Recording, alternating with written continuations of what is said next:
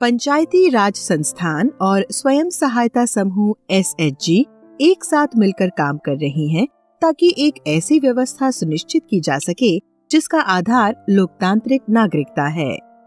इसीलिए आज हम ये जानेंगे कि PRIs के लिए ये क्यों जरूरी है कि वो अपने पंचायतों या VC या VDCs में मौजूद SHG नेटवर्क के साथ मिलकर काम करें। जैसा कि हम सभी जानते हैं, पंचायत एक संवैधानिक संस्था है जिसका संविधान के 11वें अनुच्छेद में शामिल 29 विषयों के क्षेत्राधिकार और संसाधन तक पहुंच है। PRIs पंचायत के विकास में महत्वपूर्ण भूमिका अदा करता है।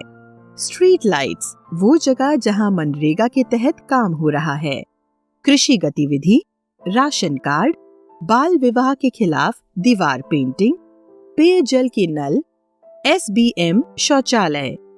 अब हम ये समझने का प्रयास करें कि PRIs के लिए SHG नेटवर्क की मदद लेना क्यों महत्वपूर्ण है। महिलाओं के नेतृत्व में चल रहे SHG संगठन गरीबों के संस्थान हैं जो इसीलिए साथ आए हैं ताकि वे बचत और ऋण से संबंधित गतिविधियों पर नियमित रूप से चर्चा कर सकें।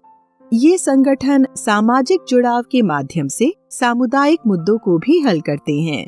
SHG नेटवर्क और PRI संस्था पंचायत में मौजूद दो महत्वपूर्ण संस्थान हैं। SHG संगठन पंचायत की अन्य विकास गतिविधियों में भी PRIs की मदद करके महत्वपूर्ण भूमिका निभा सकते हैं। ये इस भूमिका को निम्नलिखित माध्यम से अदा कर सकते हैं: जानकारी का प्रसार, जुड़ाव, मांग एकत्रित करना और अभिसरण, ग्राम सभा के मंच को मजबूत करने के लिए बॉटम अप और सहभागी योजना, सहभागिता के लाभार्थी की पहचान, सेवा वितरण एजेंसी। जानकारी का प्रसार। SHG नेटवर्क पंचायत के अंदर सर्वाधिक कमजोर वर्ग तक सूचना के प्रसार में महत्वपूर्ण भूमिका निभा सकता है। SHG नेटवर्क की महिलाएं अलग अलग परिवारों का प्रतिनिधित्व करती हैं और इसीलिए पंचायत SHG नेटवर्क से संपर्क कर सकता है। वे इस नेटवर्क से मदद ले सकते हैं ताकि सरकारी योजनाओं, मनरेगा के कार्यों और आजीविका के अन्य अवसरों से संबंधित महत्वपूर्ण सूचनाएं समुदाय के साथ साझा कर सकें। जुड़ाव। ग्राम पंचायत में जिन सामाजिक मुद्दों को हल किया जाना है उसके लिए समुदाय के सामूहिक कार्रवाई की जरूरत होती है। SHG नेटवर्क समुदाय के सदस्यों को जुड़ाने और सामाजिक मुद्दों पर जागरूकता फैलाने में पंचायत की मदद करने, ग्राम सभा के लिए समुदाय को जमा करने और GP द्वारा आयोजित होने वाले विभिन्न शिविरों और टीकाकरण अभियान की सूचना फैलाने के लिए अपने संगठन की ताकत का सर्वाधिक प्रयोग कर सकते हैं। मांग एकत्रित करना और अभिसरण। SHG नेटवर्क सामुदायिक भवन या शमशान जैसी बुनियादी सामुदायिक सुविधाओं की जरूरतों के बारे में पंचायत के अंदर ही बातचीत कर सकता है और वो इसके लिए मांग योजनाएं तैयार कर सकता है। SHG के स्तर पर अलग अलग परिवारों की जरूरतों की पहचान की जा सकती है, उन पर विचार किया जा सकता है और ग्राम संगठन के स्तर पर इन्हें समेकित किया जा सकता है। वार्ड के सदस्य भी ग्राम संगठन की बैठकों में शामिल हो सकते हैं और आपस में मिलकर मांगों पर चर्चा कर सकते हैं और इन मांगों को पूरा करने के लिए संसाधनों की पहचान कर सकते हैं। मनरेगा कार्यों के लिए SHG नेटवर्क GP को कामगारों की पहचान कराने, व्यक्तिगत और सामुदायिक कार्य की मांगों के संग्रहण और श्रम बजट तैयार करने में मदद कर सकता है। SHG के सदस्य इन मांगों को पूरा करने में आगे आकर पंचायत की मदद कर सकते हैं। ग्राम सभा के मंच को मजबूत करने के लिए बॉटम अप और सहभागी योजना। समुदाय के हर एक व्यक्ति की जरूरत और उनकी मांगों के बारे में जानना ग्राम पंचायत के सदस्यों के लिए बहुत ही मुश्किल होता है। ऐसी स्थिति में SHG नेटवर्क ग्राम पंचायत की योजना निर्माण प्रक्रिया में बहुत ही महत्वपूर्ण भूमिका निभा सकता है। हर SHG की योजना को उस क्षेत्र के 10 से 20 परिवारों की योजना का प्रतिनिधि माना जा सकता है। VO स्तर पर इन मांगों को समेकित किया जा सकता है।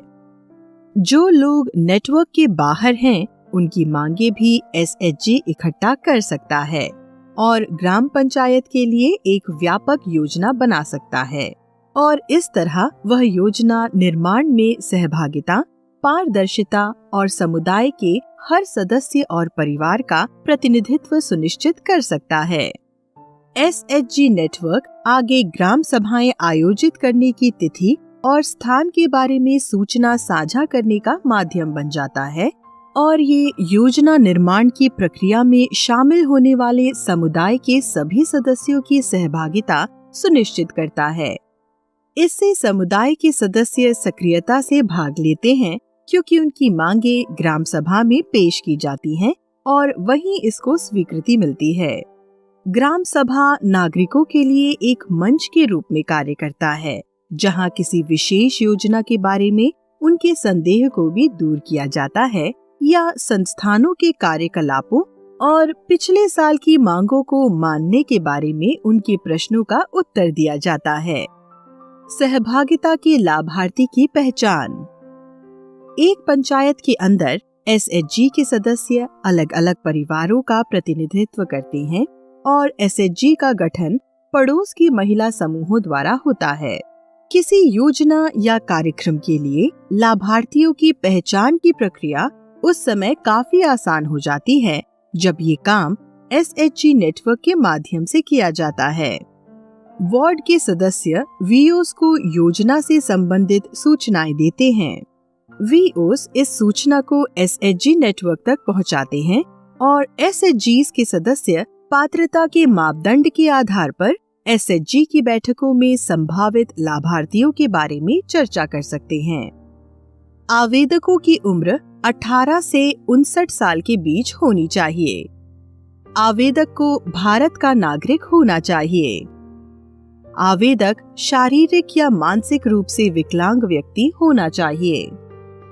आवेदक की विकलांगता 40% से अधिक होनी चाहिए। बौने लोग भी इस योजना का लाभ उठा सकते हैं। आवेदक को गरीबी रेखा से नीचे की श्रेणी का होना चाहिए। जिन लाभार्थियों की पहचान की गई है, उनकी सूची को ये लोग समेकन के बाद वार्ड के सदस्य या निर्वाचित प्रतिनिधियों को सौंप देते हैं। SHG संगठनों के माध्यम से सूचनाएं अंतिम व्यक्ति तक पहुंच जाती हैं और लाभार्थियों की पहचान बहुत ही आसानी और पारदर्शी तरीके से हो सकती है। Service delivery agency. SHG संगठन सेवा पहुंचाने वाली एजेंसी के रूप में भी काम कर सकते हैं और संबंधित लाभार्थियों तक सेवा को बढ़ाने में पंचायत की मदद कर सकते हैं। कोविड-19 महामारी के दौरान SHG नेटवर्क का सामुदायिक रसोई चलाना सेवा पहुंचाने वाली एजेंसी के रूप में उसके कार्य करने का एक उदाहरण है। SHG संगठन मास्क और सैनिटाइजर बनाने और पंचायत के माध्यम से इनके वितरण में लगे थे। प्राकृतिक आपदाओं के समय में पंचायत को राशन किट के वितरण में मदद करना।